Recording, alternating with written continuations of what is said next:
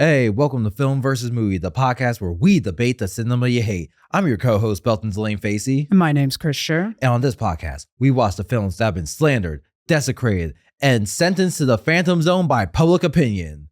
And one of us tells you why it's actually pretty good. And the other one's going to tell you why it's a steaming pile of shit. And today, we are debating 1984's Supergirl, a movie which is a spin-off of the Superman movies that star Christopher Reeve. I've never seen the Superman movies.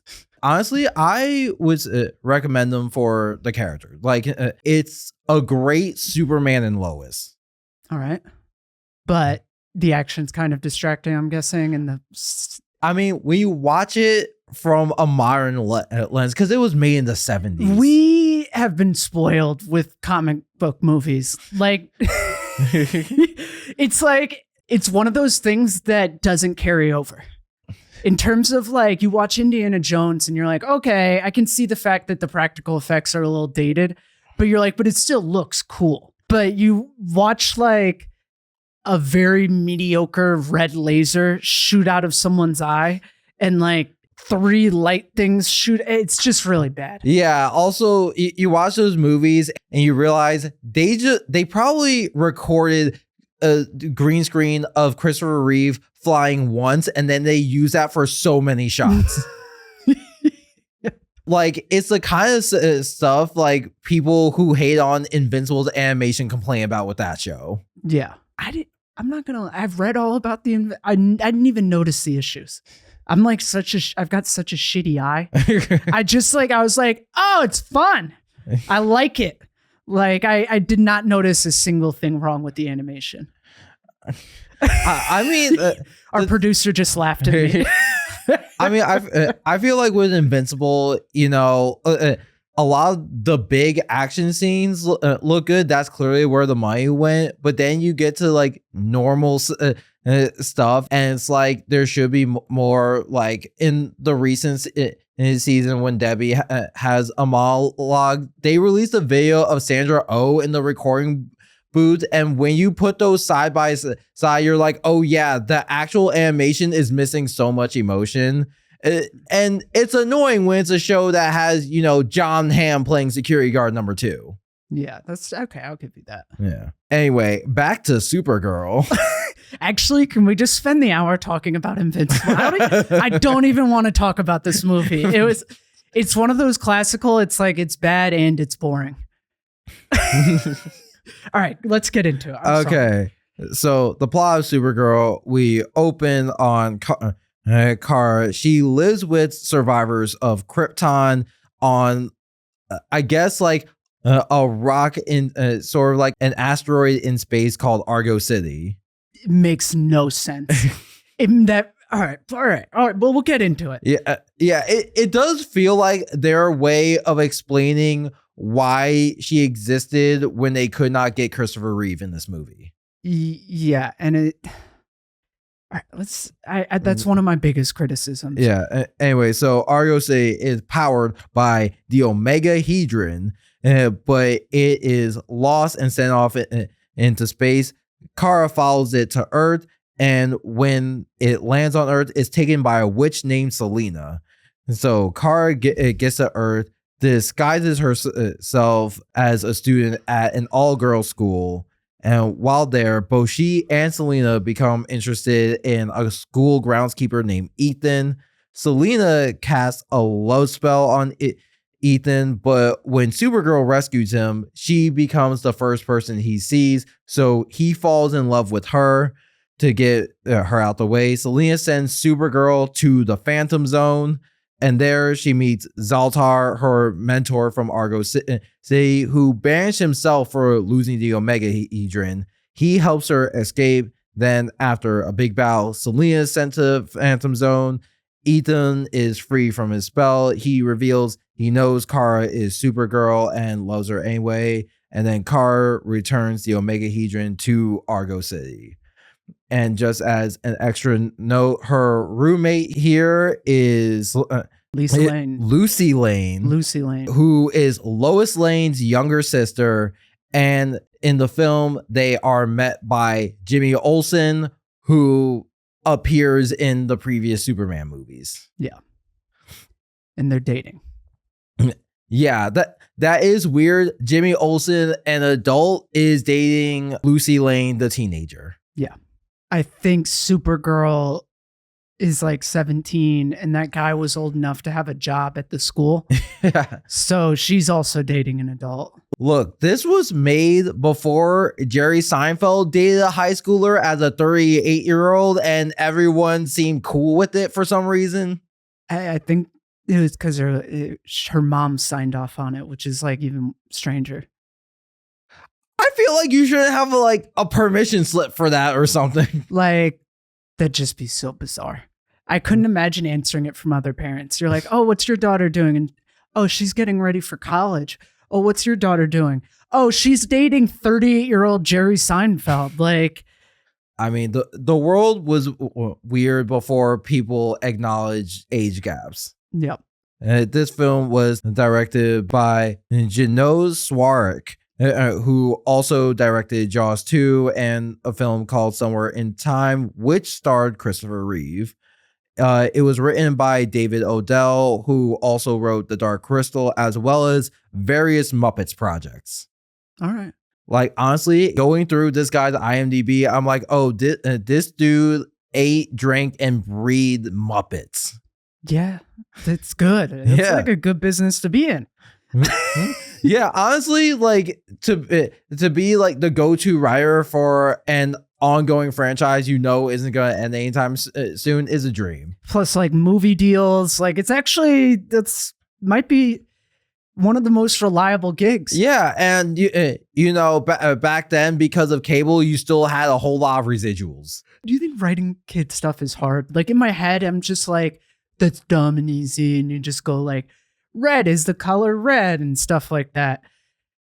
I bet you it's harder than it seems. Oh, it definitely is, because I know like a lot of the good kids shows actually have like science and child development behind it. Yeah.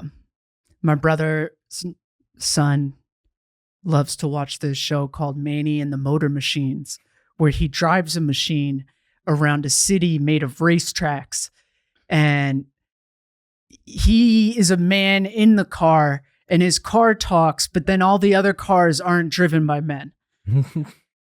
It's not one of the best. I'm not. Yeah.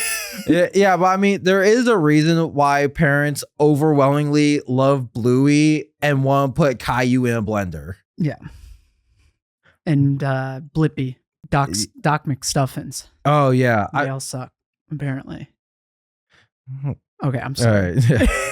Okay, but basically, producer Alexander Salkin, he bought the rights to Supergirl soon after he bought the rights to the Superman movies, which he produced. He kind of did this. It's like, just in case the Superman thing comes off, let me start knocking over dominoes for a spinoff. And so they originally planned to give Supergirl a storyline in Superman 3, but cut that. And the original plot for this movie was for Superman to be a mentor figure to her, and she rescues him. But Christopher Reeve had to drop out.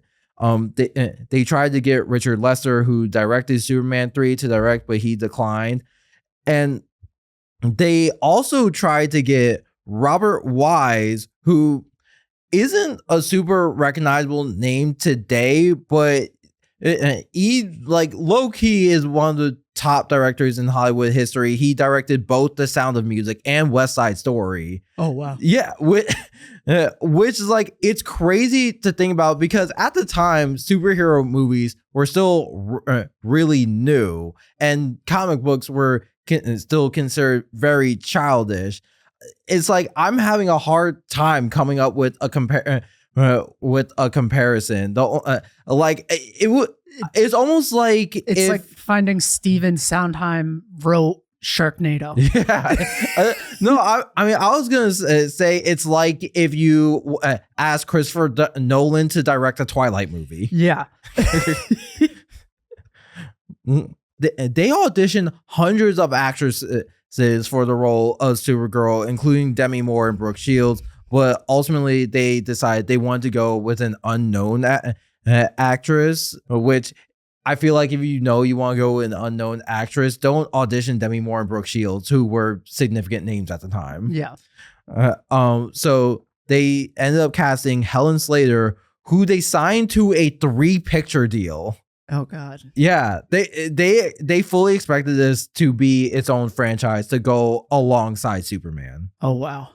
But unfortunately, because Superman 3 ended up not doing well critically and commercially, the studio lost faith in this project to the point it was taken out of the summer schedule because they didn't want to compete with the Olympics and other big releases that summer, with just a few notable films that came out that summer: Ghostbusters, Gremlins, and Indiana Jones and the Temple of Doom. Yeah, well, it's over. That movie, we wouldn't even be talking about this movie right now. Yeah. It would have been even less known.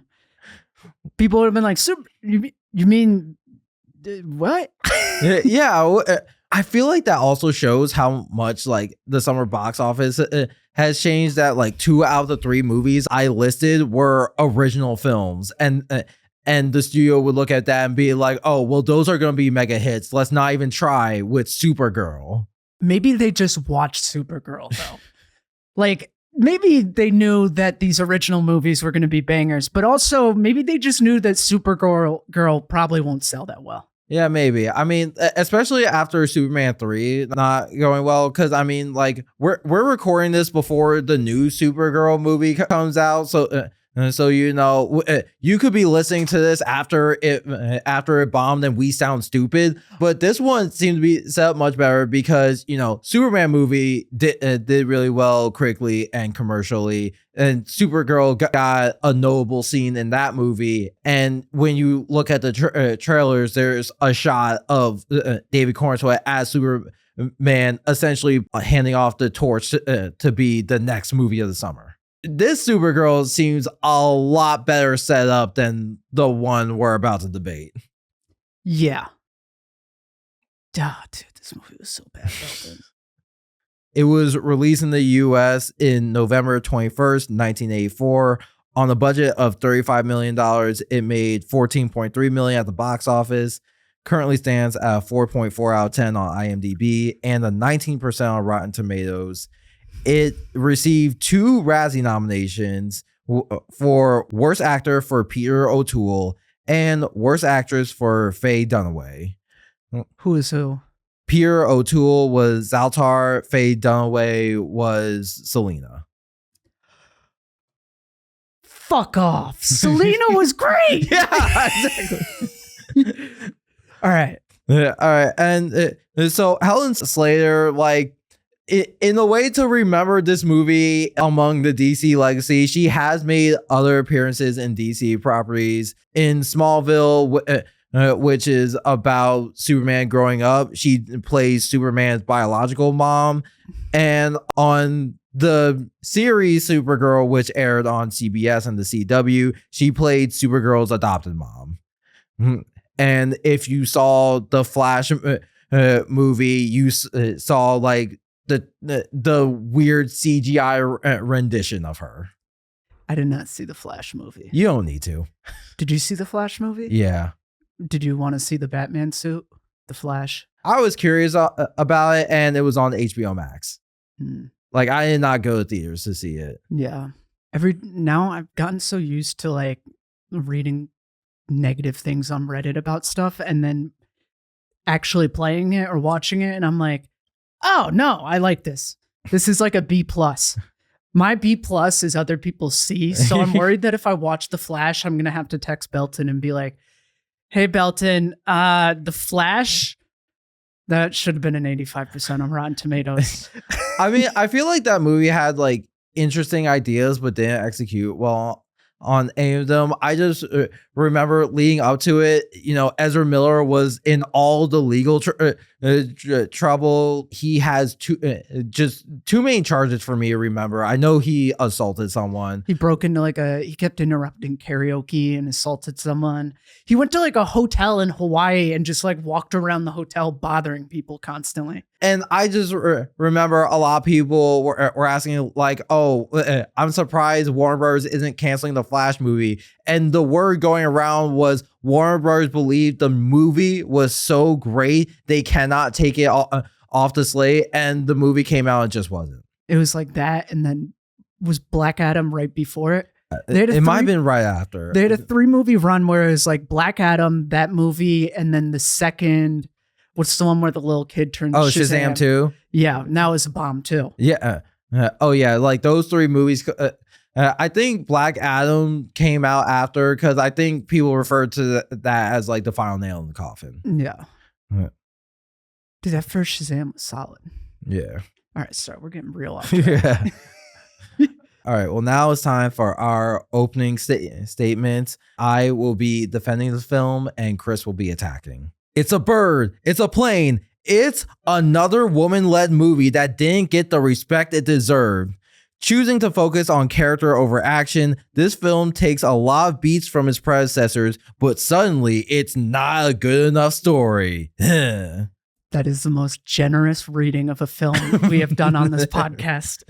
Supergirl was a boring, poorly produced snorefest that not even all the cocaine produced in the 80s would be able to keep an audience interested. I hated the opening. I hated the little city. I thought everything about the beginning of the film was just stupid. Really? I actually like that. I actually like that better than the depiction of Krypton in the Superman movie.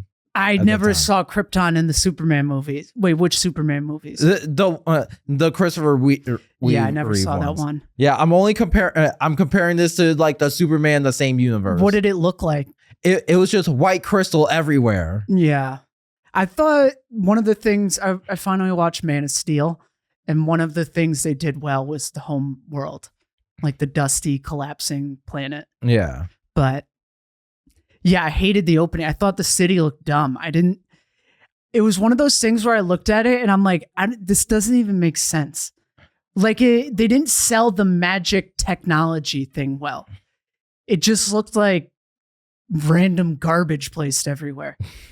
And then a single bug can puncture the space station. Their walls are plastic, Belton. The walls were magic. And then... They're magic. And then the bug just punctured it. And everyone's flying out. Like, if it's magic, then I don't know. Look, I didn't say it was great magic.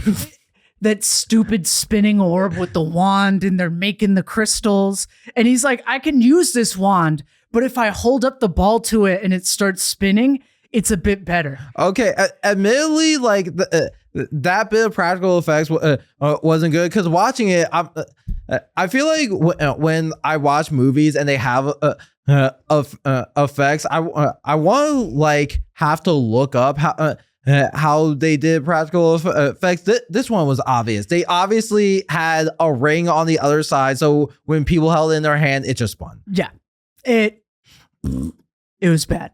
And I didn't get where they were. I think that was the other issue. It implied they're in space, but then at the end, she exits water.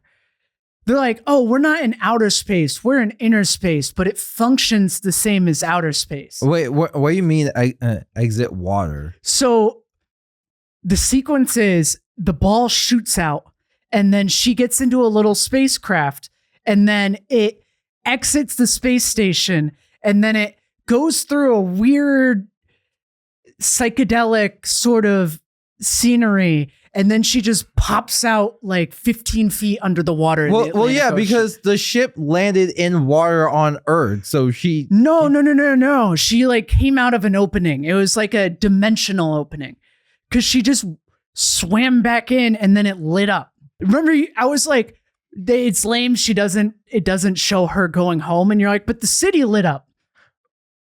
Yeah, because that signifies she brought back the Omega Hedron, which powers the city. But why was the city under the ocean on Earth? The city wasn't under the ocean. She went back into the water to get into her ship, and then the ship took her to the city. It definitely showed the ship flying through space. I don't remember that. Yeah, it showed the ship flying through space to Argo City, and then you see Argo City light up.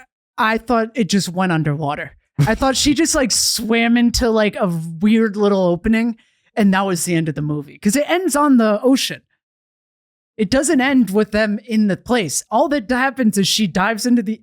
I swear I remember this. Well, I swear I'm not crazy, Belton. It doesn't show her like standing on Argo City. It does show her ship flying back to Argo City. I might have just quit paying attention. I was so done by the end. All right, let's go with that. But I think Argo City is really dumb. I think it's a dumb concept.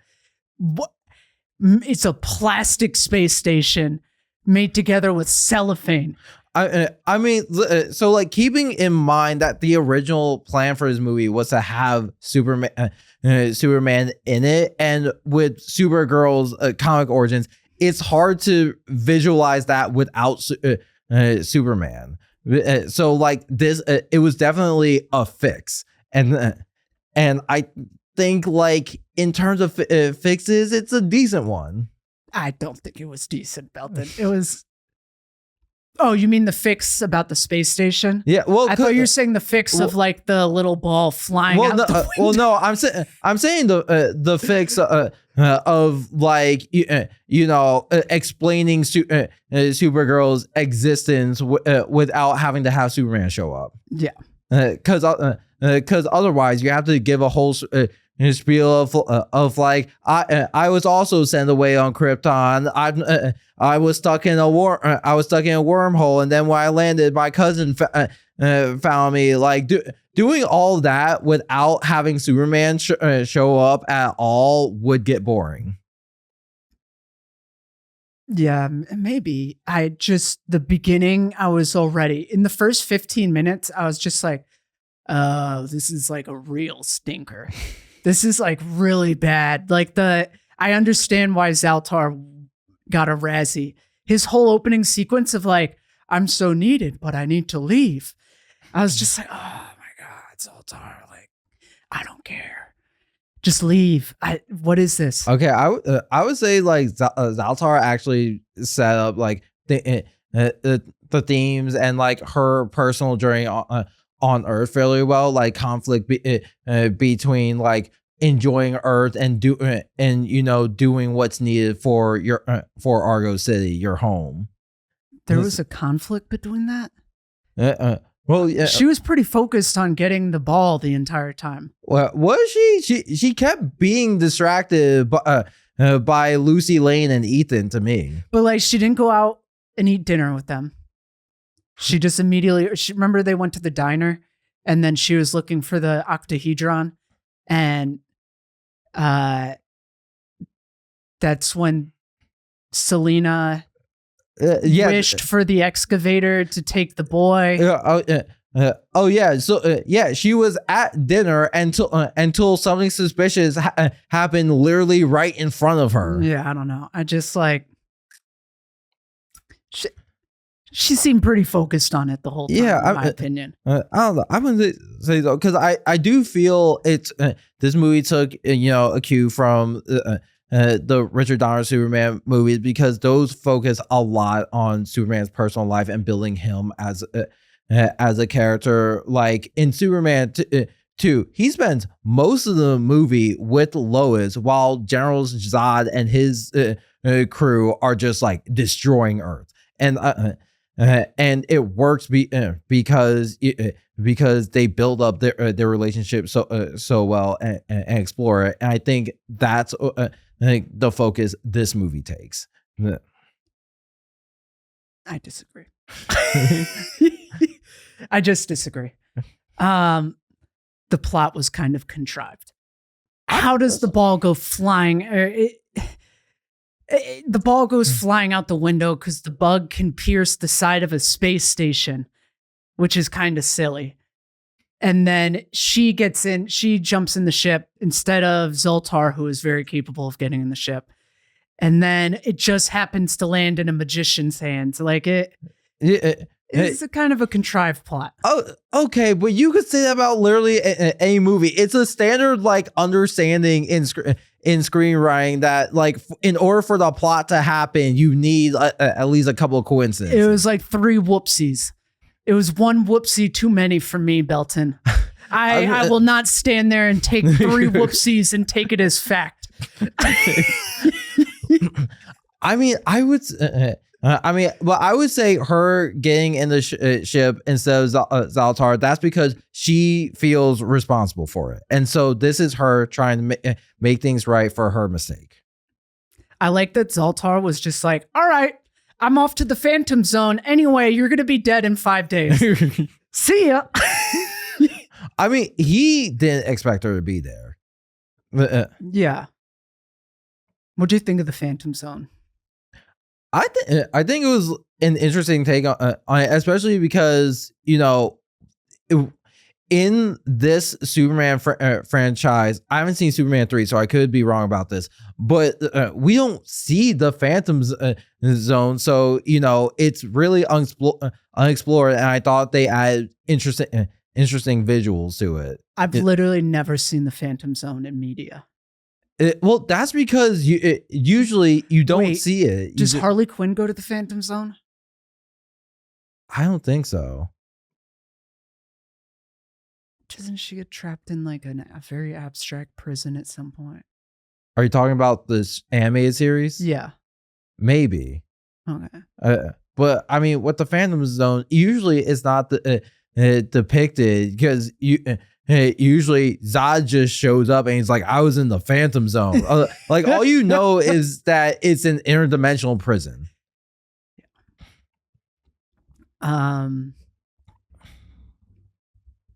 Yeah.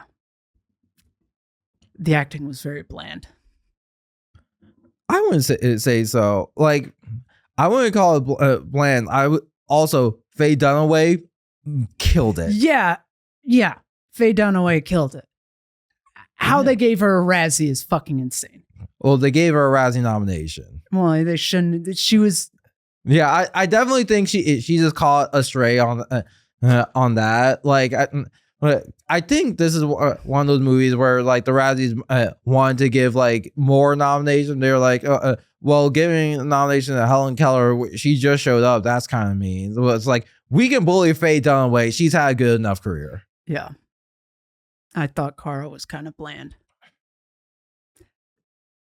I think the interesting movie that is in here that they just completely missed on was her and Lucy Lane dating.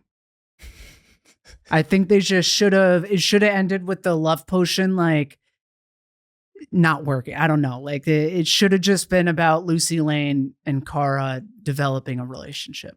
Yeah. Okay.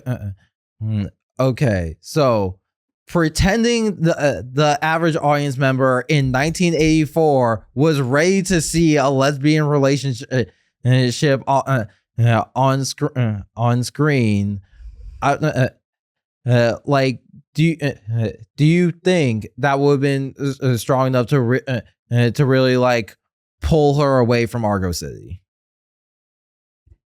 She could find some sort of way to get away from Argo City. I just think the plot should have been her and Lucy Lane going on dates. I think that would have been a more interesting movie. But that's how I feel about a lot of movies. I mean, you wouldn't want the classic build up of like they hang out as friends, then realize they have feelings for each other. Yeah, I would like that too. I think it should have been a 3.5 hour long movie that mostly centers on them having at least 5 dates. and then just very occasionally, Kara's just like, oh yeah, I am Supergirl. Yeah. Would have been better than this, that's for sure. The special effects are jarring. I know that's not their fault, but like from a modern standpoint, it's hard to watch. I actually like some of the visuals. like when she's in the ship traveling to Earth, that like warp drive visual, that was fun. I like the Phantom Zone, and honestly, a lot of it was like special effects on par with the time, like like the depiction of super speed, her flight, her laser eyes. Yeah, it's like, again, if you watch the Christopher Reeve Superman movies, it's very similar to that. Yeah.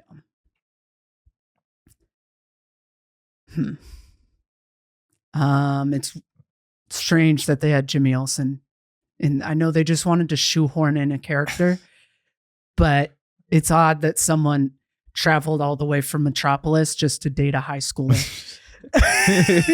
Like it's not a good look for Superman 4. Yeah. Superman 4, Clark Kent has a very awkward conversation with Jimmy Olsen. It's like Superman 4 looking up Romeo and Juliet laws. Superman 4, Jimmy Olsen works very hard on an index card. Yeah, I mean, I feel like that was a studio thing where they're like, we have to get someone from the Superman movies in here. They couldn't get Christopher Reeve. My guess is they couldn't get the actress who played Lois Lane, and he was just next on the list. Yeah. Part of me wishes they did something where it's like, you don't have Christopher Reeve, but but like just a shot of her visiting Superman, where it's like she just stands in front of someone. You just have like a Christopher Reeve stand in and shoot him from the back. It just felt weird that she kept saying like, "Oh yeah, oh yeah, he's my cousin. He's my cousin," and then they just never see each other. Yeah, especially she can fly. It was very funny how far away she took that guy from the danger. She picks up the love potion dude, and she's like, "I'm going to save you from danger," and she flies him all the way to like the Galapagos Islands. Yeah. And it doesn't work. Yeah, it's like, how is he getting home? He can't just hail a cab. He was like, "I need to go save what was her alias name? Linda. Yeah, Linda Lee." And she's like, "No, you can't. Linda can take care of herself." She should have been like, "No, there's no boats off this island. You are on a deserted island." Yeah, which also with her name, it's really weird they decide to like give her like a fake first name when Kara is also a common enough Earth name. Yeah, she didn't know that though. Yeah. I mean, it would have been funny if they had something to point that out, like she met someone else named Kara, and then she was just like, "Oh, who named you?" They're like, "My parents." It's a pretty common thing.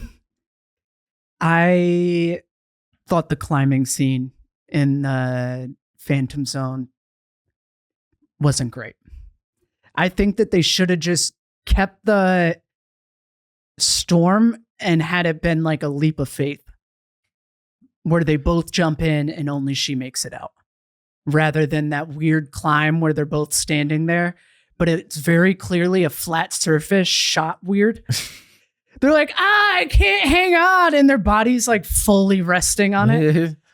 Their hair isn't moving at all. No, but I do feel like they had. It's like she had to earn her way out somehow.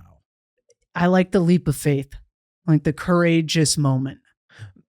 No, because that brings too many questions to the Phantom Zone. Like, because again, the Phantom Zone is used as a prison.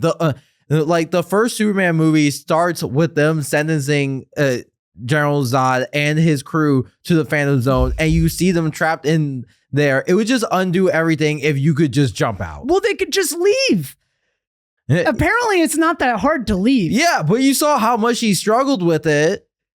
And also, she was with Zaltar, who like knows way more than the average person. Well, Zod always gets out. I don't know what to say, Belton. It's not as tight of a prison as you're making it out to be.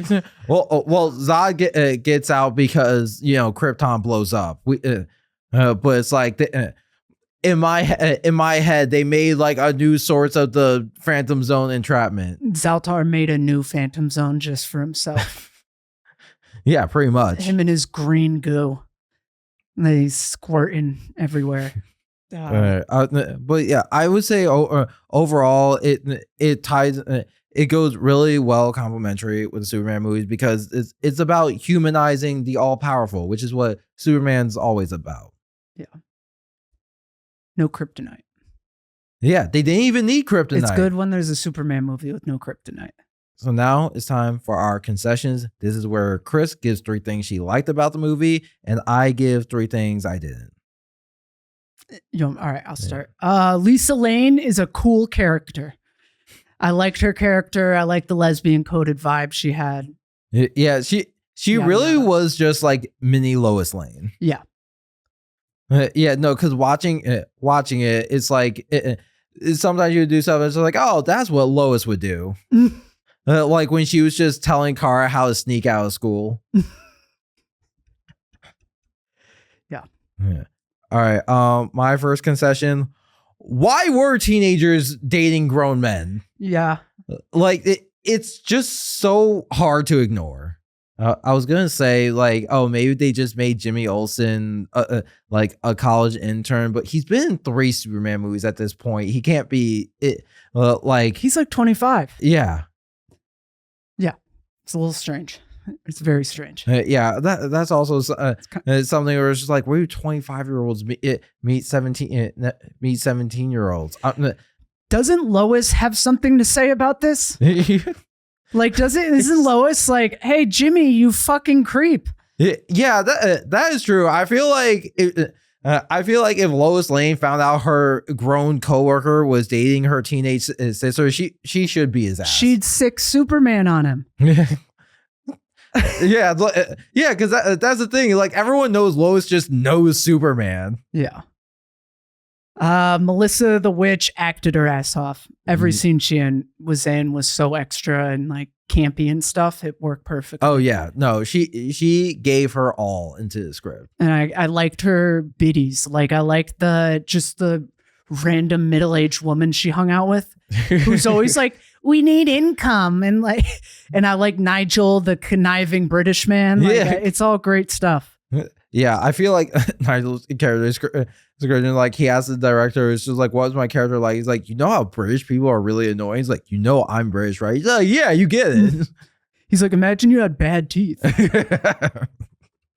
Like Oliver Stone in the modern age, or like shit, who worked at the orphanage or when he's like, can I have some more? Oh, like, Oliver Twist? Yeah. Yeah. All right. The next one.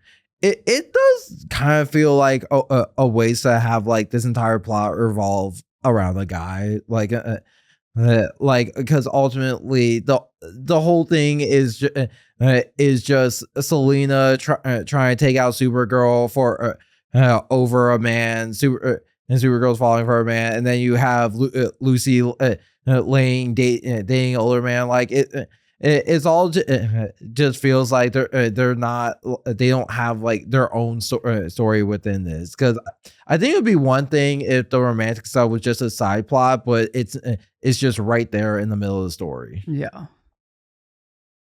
Supergirl was very optimistic.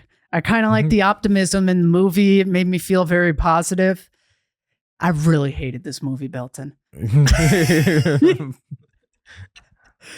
I don't have a lot of positive things to say about it. All right. My last one, the action wasn't that good. No, it was bad. The whole bulldozer chase scene was so clownish. Could you imagine if the bulldozer had just like gone, his arm had gotten stuck on the outside, so they just watched it amputate his arm? I mean, the thing with the action scenes, I feel like they're on par with the rest of the franchise, except for a few moments. All right, you want to get into our closing statements? Yep. All right, closing statements.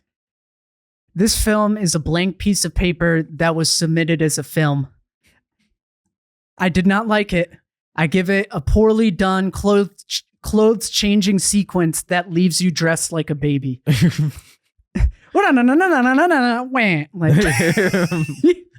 This movie had good intentions but couldn't deliver, which is disappointing since this was definitely used to justify not having a female superhero movie for the next 20 years. There is a world where Superman 3 did better, so this got the attention it deserves. I give it a second coming of Krypton. Yeah, it wasn't my favorite one we've done. Yeah. I mean, at least in the upcoming Supergirl movie, she's an alcoholic, which makes more sense. Yeah, it looks like it'll have like a little more character. Yeah. All right, you want to close up this bad boy? Well, this has been another episode of Film versus Movie. I'm Belton DeLaine-Facey. And my name's Chris Shurr. And be sure to follow us and give us 5 stars wherever you listen. We will see you all next time. Woo!